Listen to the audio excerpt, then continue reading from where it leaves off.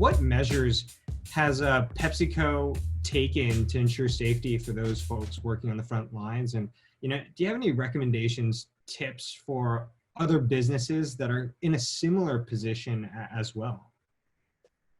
Okay, so the biggest one was social distancing. So that's proved challenging, but we've implemented that very quickly. We're a large manufacturing facility, but actually, we have small locker rooms, we have smallish canteen facility. So we've had to almost ditch all the meeting rooms, open them all up for extra canteen space, order new locker room, porta cabins, hand washing, improve all our rigorous, cleaning that we do, which obviously being a food factory, we do that anyway. So to do extra is incredible.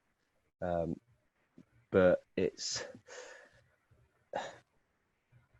the biggest one has been, with the technicians, there's lots of 2-man working, 3-man working, big maintenance tasks. That's been the challenge because there's a restriction of space where it's physically not possible to do that. So then you have to buy lifting aids or spend money, not do it, or bring in contractors.